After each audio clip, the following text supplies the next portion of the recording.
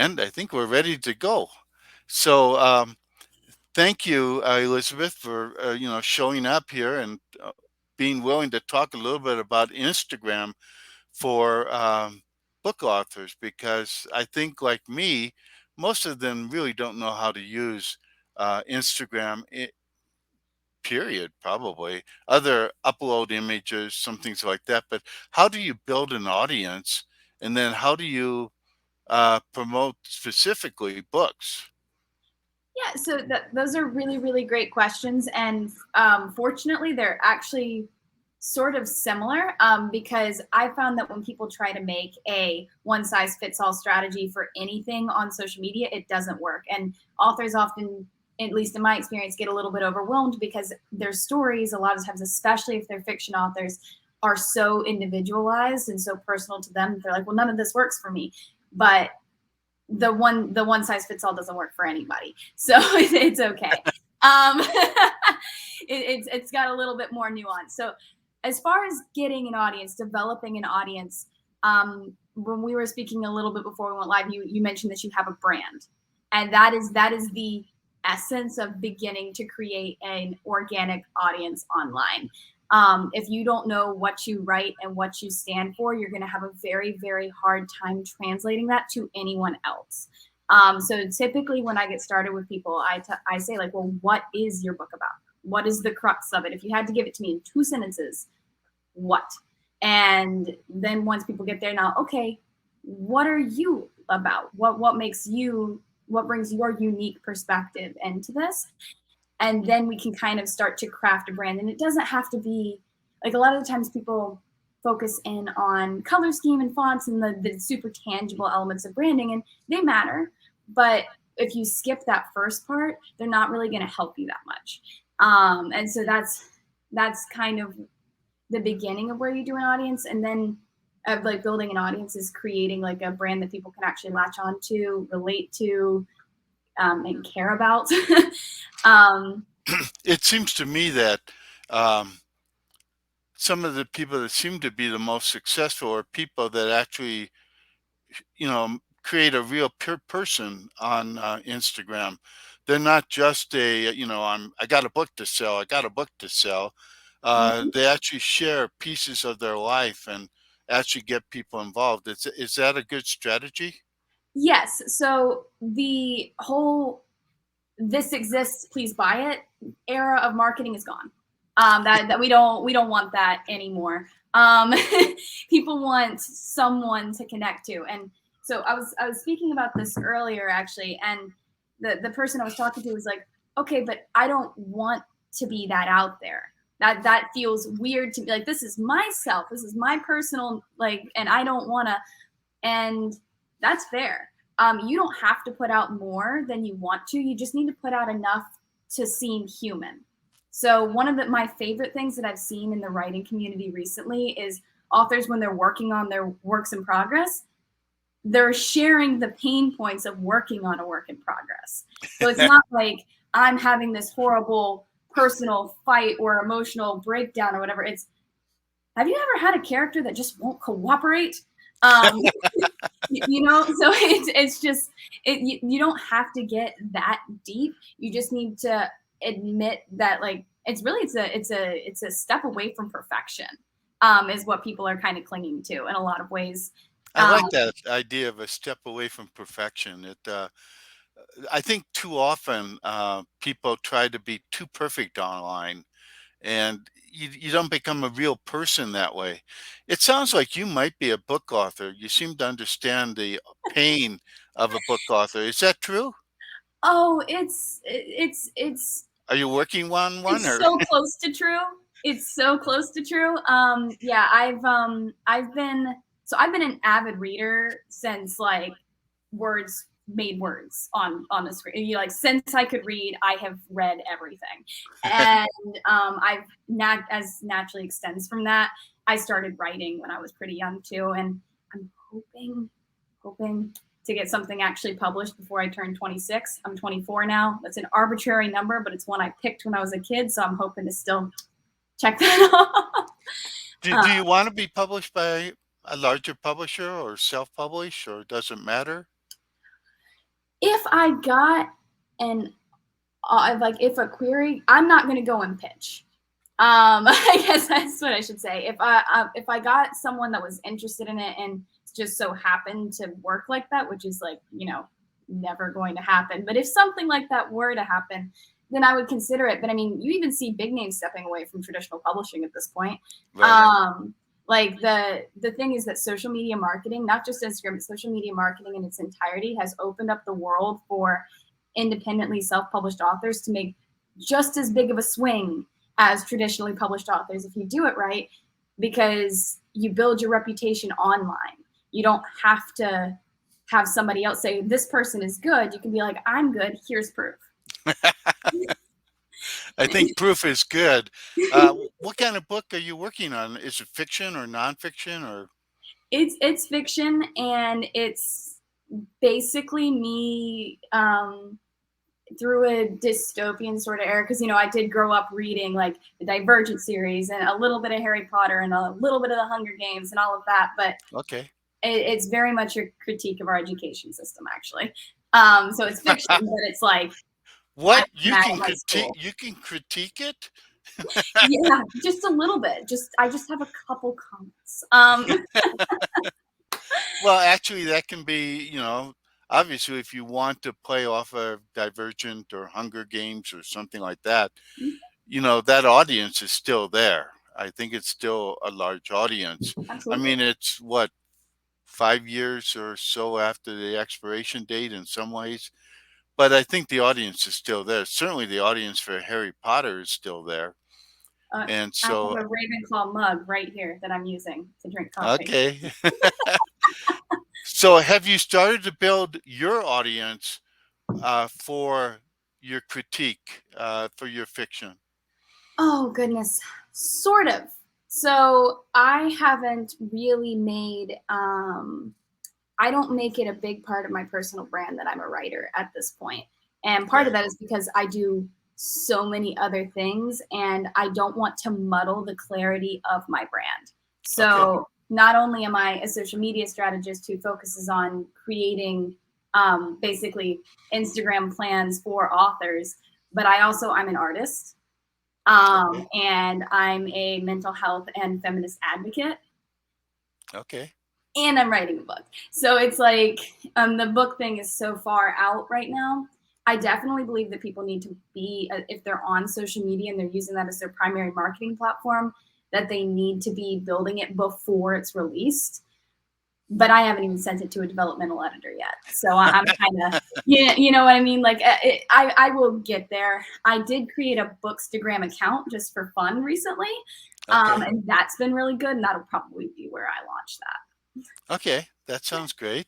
Um, so, for most book authors, as you said, and I would say, you have to start developing an audience before your book is released. Mm-hmm. And I presume some of that is sharing something about you and your pain of writing, or success of writing, what you like about it, what you love about it. I think if you share insights on writing, there'll be a big audience there, people that would like to know your process and what you go through and things like that. But how do you share that on Instagram as an image? Well, I think we need to take a step away from the concept that Instagram is just an image sharing platform, Okay. because it's very confining. Um, you have probably heard about Instagram Reels. Um, Yes. yes. So one of the neat things about them is that they're not just pointing, dancing, lip syncing weirdness. You can also just set up your phone camera and share information. And that's, I think, one of my favorite new things that Instagram is doing, because we've never had more of an education based social economy, right? Like we love to learn things. Getting pushed into lockdown by the pandemic and getting a lot more time on our screens than could ever be healthy probably made us want to learn more. And that's like why we saw the rise of short form video. We were already seeing it, but it like spiked up when we got bored. And the people that did really well were the ones that were teaching information in a way that wasn't boring. Okay. I teach a course on how to market on Pinterest.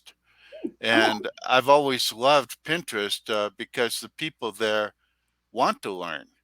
mhm. And I have found that the most effective pins are ones where you're sharing information. And I guess, share your life also. I think both are important. But I think, is Instagram very similar in that way? It is now. So it didn't used to be. Okay. Instagram used to be a lot about the curated photos and the look and the and all of that, but it has basically with the rise of TikTok, it has taken a turn towards informality and Okay. towards education, which has Okay. been really nice. I do better with that than I do with the aesthetic first stuff for sure. So have you done a dancing video yet? Oh yeah, yeah, and I'm awful at it. I'm just atrocious. Well, I think those are the ones that go viral. My viral video, I've had one that got 1.7 million plays. And it was a thing that I threw out there that I didn't think anything of. Nothing happened for like 3 weeks. And then I woke up one day and my phone had basically jumped across the room with notifications. Um, and it didn't do me one lick of good either. So that's the thing. A lot of It people are it like, it I want probably to didn't address your audience, is that correct? Or yeah, it didn't it was just something that I put out there to put out there. It was about I was slamming body shamers was what I okay. was doing, which is a Okay. hot button issue. Yeah. And it came they it got shared somewhere. That what happened is it got shared to some popular account stories most likely, and Right. then their fan base just attacked. But the Instagram algorithms, they do not differentiate between negative feedback and positive feedback. And so all of their comments were just like, oh, people like this. We're going to play it to everyone else. We're going to play it to more people like the people who are commenting on this. And so it just turned into this really horrible cesspool of not very nice people. But Yeah. it ended up okay. Like it ended up with a bunch of people being like, "No, she's right. What are you talking about?" But it took a while for it to make its rounds back into the general public. Um, Okay. Was that on Instagram? yeah. Okay. And so I guess videos can go viral on Instagram. Have you Oh had any just a post of an image that went viral or okay. no. Um, the Did you short get form. very many signups from the video? No. No. No, but I have gotten lots of signups and sales from videos that have less than 2,000 plays, Right. because they were more targeted to my audience. So they didn't have as broad of an appeal, and they weren't me being particularly controversial. So they didn't like spark all of that extra engagement. But I've actually found that most of my highest converting pieces of content to sales for me have been the stuff that if you were to scroll through my feed, you'd be like, oh, that tanked. It didn't. They just didn't like it. They went to my website. How do you get people to go from a post or video to your website? How do you do that on Instagram? I know on Pinterest, every pin has a link back to a page on your website. Does Instagram have any kind of feature like that? Um, Not really, no. So, in your Instagram stories, you can add a link now. Everybody can. You don't have to have the 10,000 followers to swipe up. We got rid of that last year. Okay. But what you just have to say link in bio, or check this out at the link in my bio. And when you set up your profile, you want to make sure that that last line is a call to action that tells people what they're going to find at that bio, so you don't lose them when they go link in bio, oh okay, and they check out your profile and then forget why they're there. You want to make sure that like you go like, get this resource or sign up for my newsletter here, and then when they go to the bio, you see like, join the newsletter for all the updates at this link. Now, I think you said LinkedIn bio. You're sending them. You would do it um to your Instagram bio, or do you do it to LinkedIn? no, link in bio. So that Oh, okay. no. LinkedIn I is a was whole getting other confused. conversation.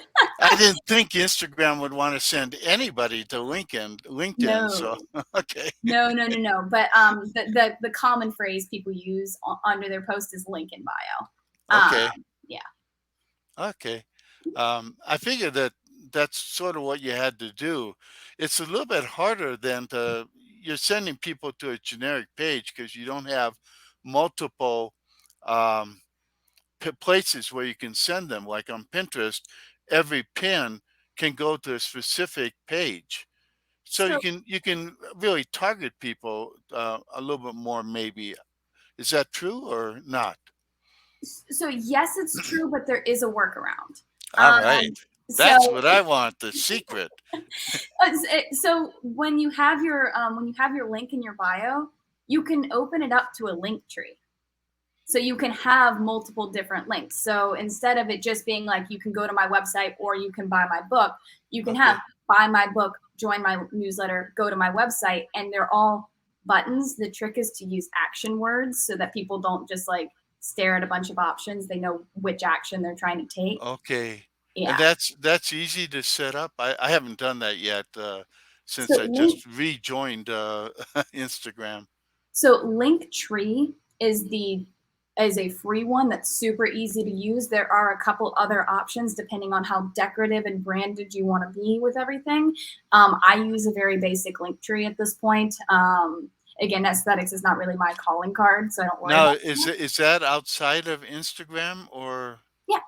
So okay. but it's super simple. It's literally it's you type in Linktree into Google and it'll be the first thing that pops up, and you create an account, and you would want to do like your username would be book marketing success, kind of like how you Right. get everything else set up, and then when people click on that, it'll open into an internet browser like it would if you were clicking on a link, except for Right. you can present them with several different options as far as like what they want to do. I wouldn't add more than 3 to 4 links at a time so that you don't lose people in the confusion of like, well, what am I Right. supposed to do right now? But you But can change those links then. absolutely, yeah. So I rotate them out. Like I usually keep my newest blog post, my most booked consulting session, and then my general website are always active. And then depending on like what freebie I'm offering or whatever, that'll also be there. Oh, okay. Mhm. That makes sense. That sounds great. So you Google linked, no, Linktree? Linked tree. So yeah, Okay. just because it trees out. Yeah. Okay. That sounds great. That's an insider secret I didn't know about. Um, now, I've heard that there's a hashtag. Are hashtags used much in Instagram? I thought they were. They used to be. I know really hot. I know.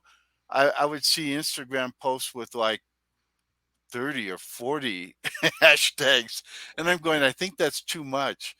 But is there a strategy for using hashtags? So absolutely. And this is actually something that has just recently changed. So I'm going to back up and then I'm going to answer your question. Okay. Um, so Instagram has sort of shifted from hashtags being the main way you look things up to operating more like a search engine. So words like SEO, I don't know how familiar everybody is with that, but that's more important than hashtags specifically now. That did not used to be the case, but as of us talking right now, that's what's up. So hashtags are still great because they index content and make it easier for them to understand, for the algorithm to understand who wants to see your content and where your content is relevant, but it will no longer push out content that is not already performing well. I get um it. ooh. So yeah, it's like so hashtag bookstagram is a huge hashtag. And for most smaller audiences, like people with smaller audiences, there's no way you're going to rank under that. Right. So, but it's fine because you can use things like hashtag fantasy bookstagram. You know, like so if you're a fantasy author or if you're posting a book about fantasy, you just want to kind of get more specific.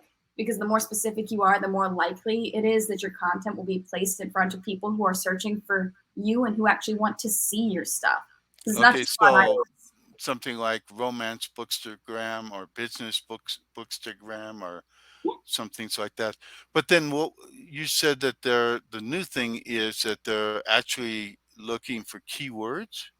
basically. So you want to use your hashtags as if they're keywords. And Okay. then pay attention, like in your bio and in your copy. Now, not to the point that you don't post. It's more important that you put content out there than it is that you have all of these boxes ticked before you start, because there is no way to tick all of these boxes before you've done it several times. It's just it's too much to ask someone. It's too much of a learning curve. It's better to see, oh well, this works for me, so let me keep doing this thing. Now let's add in, how can I make it a little bit better, rather than here's your 105-point checklist on a on a post, right? Are there mistakes you can make that you'd have to worry about, or can you make mistakes when you're starting out with Instagram and you post something, it doesn't work, but it doesn't hurt you either. Uh, Absolutely. So the only time that you're really going to get penalized by Instagram is if you do something that violates its community guidelines. you can't post about COVID. You can post about COVID. What they do is they put a banner that directs you to the CDC's website under your post, whether you want them to or not.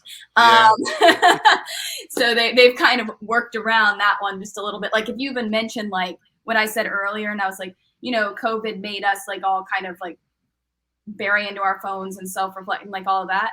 Because right, I mentioned COVID, they would put a banner under. It's like, if you want to know more about COVID and vaccination, please go to the CDC's website. So right. that's how they're handling that. But more like, nothing racist, Well, nothing just that's, you have to be kind. yeah, which is just a good general rule of thumb. For social media, it seems like it makes sense that you should be kind. And there's a feature on Instagram now where they will tell you if you do violate community guidelines, they will tell you what you did and on what post you did it. So it's not some But random, that's only after you've done the post, and then you find out what mistake you made. well, they don't delete your account though. They delete the post, Right. and your reach will probably be reduced for like a week or so. Just don't do it over and over and over again. Okay. Um, Can you edit, go back and edit a post? the so so so sort of, you can edit your captions.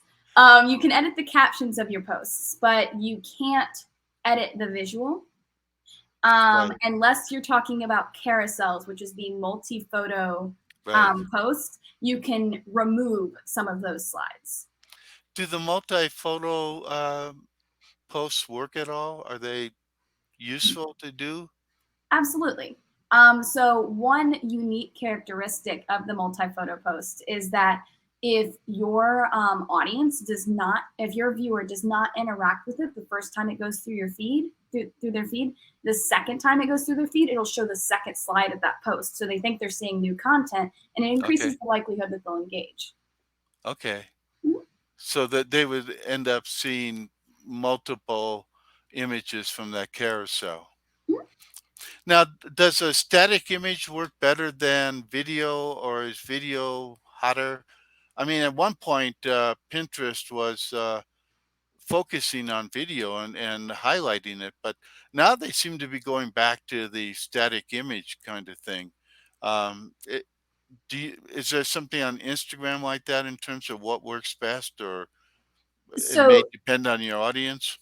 it does depend on your audience, but if you looked at it in broad strokes, which I always say do, but then test, is that short form video has the highest chance of virality. So you are more likely to get in front of more eyeballs with short form video if you do it consistently over time. It's more likely to happen. And the engagement rate on Reels is just higher than everything else. That Okay. being said, showing up on the explore feed, not the reels feed, but the explore feed, that's easier to do with a multi-photo or a single post, because there's only one little spot for reels, whereas there's a bunch of spots for everything else. Okay. So you know, I do a healthy mix of both. I try to post 3-ish reels a week, and I try to put out a single post or a multi-post every day but Sunday, because I need a day off. And that's like how I handle it. And then I do live videos on Fridays, but that's mostly because I'm trying to develop credibility with my audience. So like I have specific goals in mind when it comes to each piece of content that I put out, as well as my overall strategy, which is Right. also somewhere that we tend to miss things. Even when it comes to marketing books, like you want to put out information about you as a writer. You want to put information out. It's your book, but it's not just about that. It's certain pieces of content should be designed to attract new people to your page. That's not going to be the sales content. That's not going to be the graphic with your book on it that shows where to put that. That is a conversion piece. And your engagement rate on that is likely to be garbage, but that's okay. That's not the point of that post. The point of that post is to get people to go to the link that lets them buy the thing from you. But like putting out reels about yourself, well, that's a little bit more of an attraction tactic to bring people into your page. And then doing book reviews of authors that are similar to yourself, which is one of the things that I think is drastically underutilized. If you review comparable titles, that's nurturing your community, because they will first of all see you as a credible source. If you've read this and understand this and have the same taste as them, well, maybe they're going to like what you produced. Um, I like that. With the reels, is the how long is the typical video on Instagram? I know that if you go live, you're probably doing a longer segment or a longer video, but if you're doing the reels or shorter videos, how short should they be?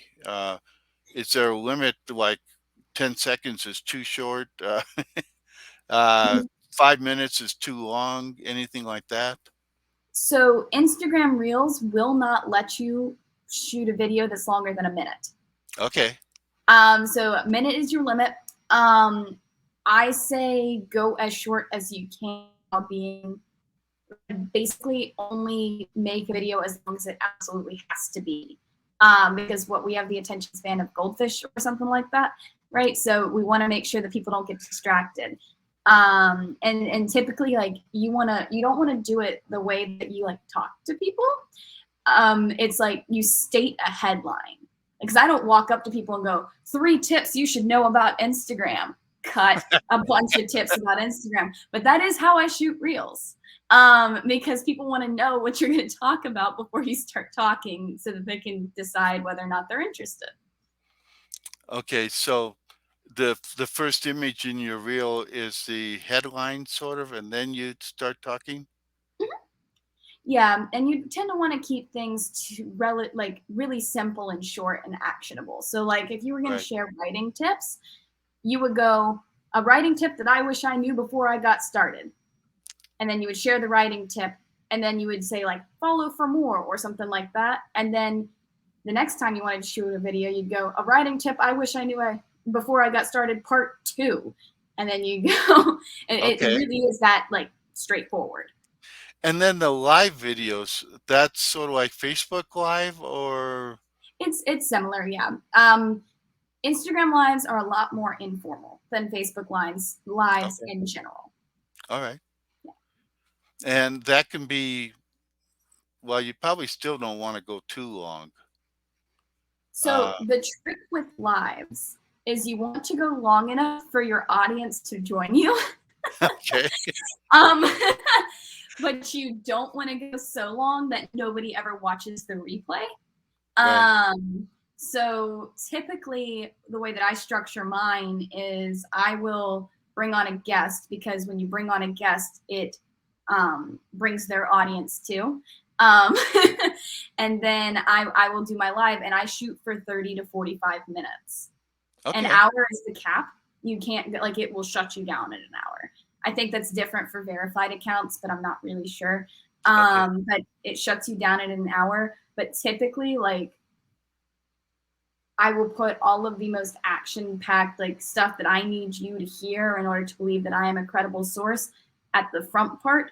And then the more get to know me stuff is at the end, so that people who are watching it, they don't actually have to sit down and watch a 45-minute video on their phone. They can get the information they need in the first 15 minutes. And then if they want to know what I'm currently reading, then they're more than welcome to stick around.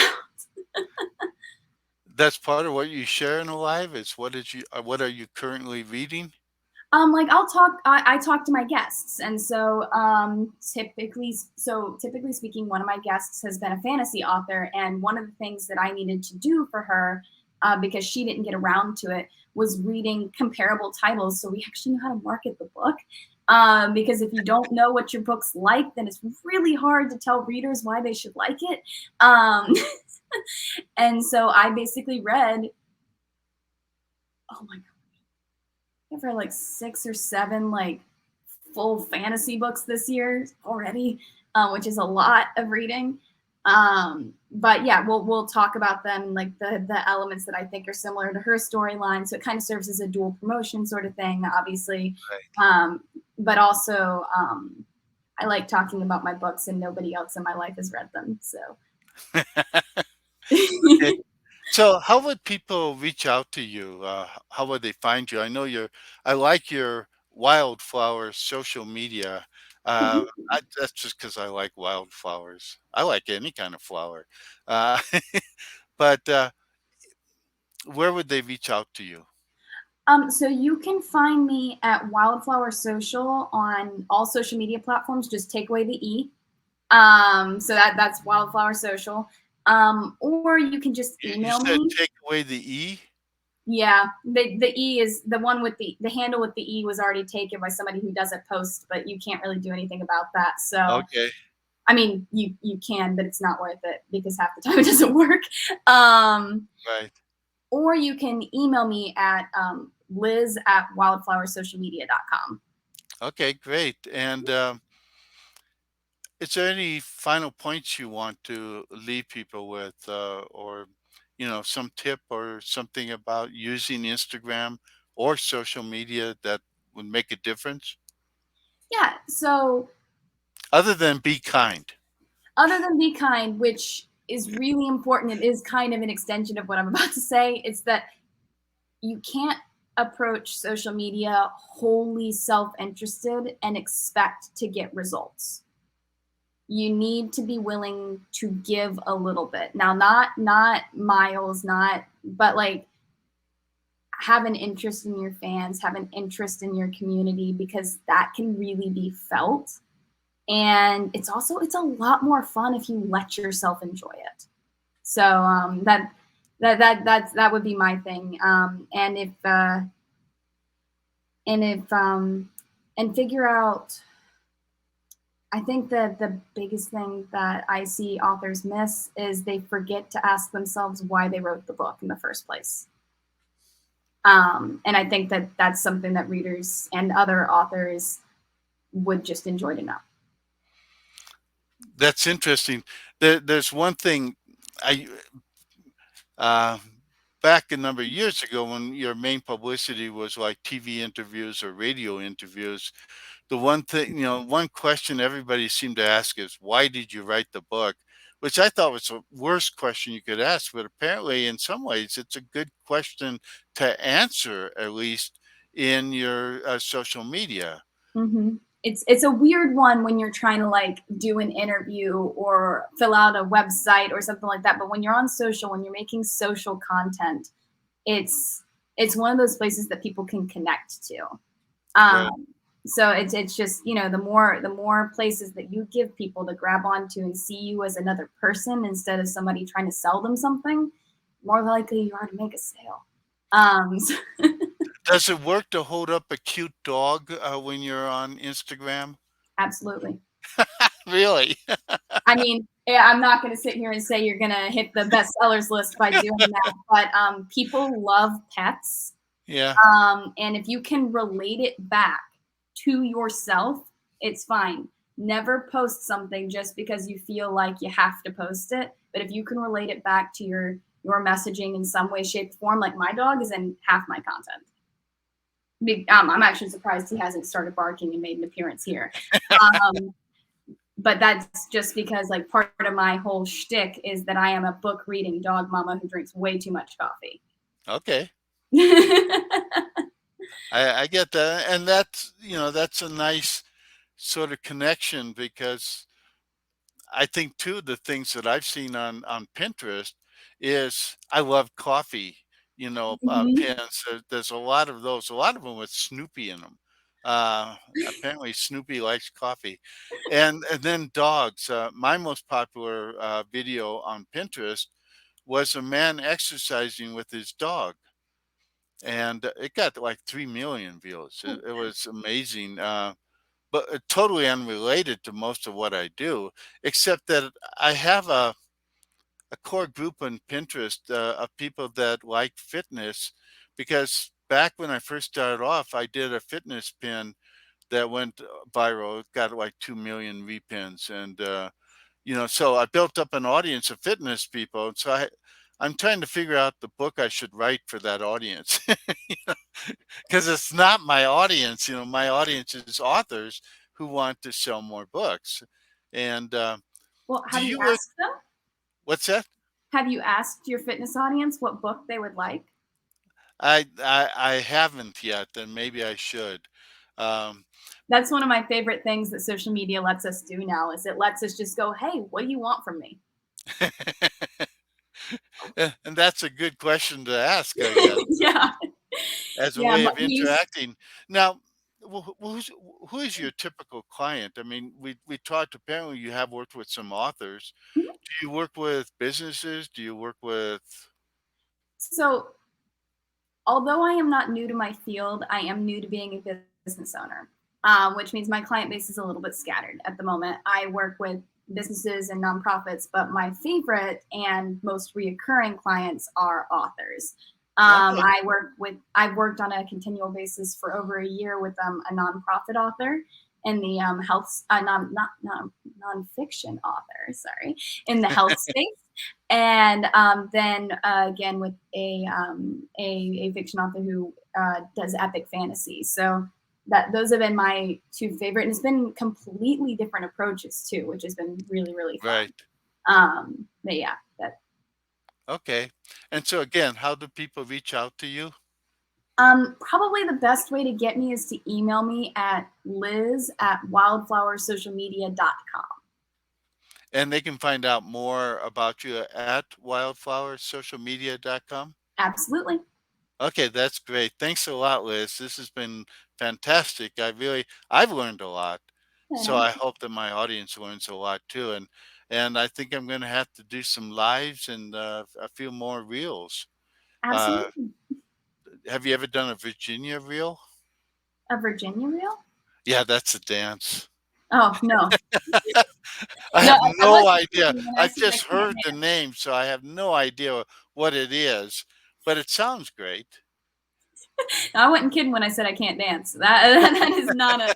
I have a lot of skills. That's just not one of them. Okay, so thank you. This has been John Kramer interviewing and talking with Liz at wildflowersocialmedia.com. And thanks a lot. I really appreciate it.